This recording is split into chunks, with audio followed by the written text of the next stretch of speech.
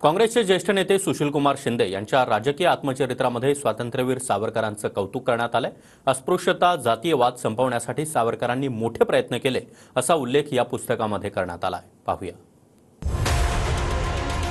सुशीलकुमार शिंदेंच्या आत्मचरित्रात सावरकरांचं कौतुक। माझ्या मनात सावरकरांविषयी उच्च कोटीचा आदर आहे। त्यामुळे 1983 ला नागपुरात स्वातंत्र्यवीर सावरकरांच्या पुतळ्याच्या कार्यक्रमाला हजर राहिलो। सावरकरांना पाठिंबा दिलेल्या मुद्द्यांवर मी ठाम राहिलो। अस्पृश्यता आणि जातीयवाद संपवण्यासाठी सावरकरांनी मोठे प्रयत्न केले। मी स्वतः मागास वर्गातील असल्याने सावरकरांच्या प्रयत्नांचे मला विशेष महत्त्व वाटते। सावरकरांचा मुद्दा निघाला की त्यांच्या हिंदुत्ववादी विचारसरणीवर इतका भर का दिला जातो याचं मला आश्चर्य वाटतं, कारण त्यांच्या व्यक्तिमत्वाला अनेक पैलू आहेत।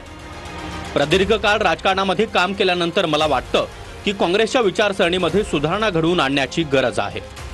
सावरकरांमधला तत्वज्ञ आणि विज्ञानवादी आपण पाहू शकत नाही का?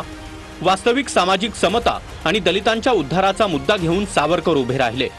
सावरकरांबद्दलचे संकुचित विचार हे आपल्या समोरचं एक आव्हान आहे। सुशीलकुमार शिंदेंनी सावरकरांची स्तुती केलेली आहे आणि त्यांनी सांगितलं की सावरकर हे विज्ञानवादी होते आणि काँग्रेसने कुठेतरी आपल्या विचारसरणीचा बदल केला पाहिजे असंही त्यांनी म्हटलेलं आहे। मी पुस्तक वाचलं नाही, पुस्तक वाचतो आणि प्रतिक्रिया देतो।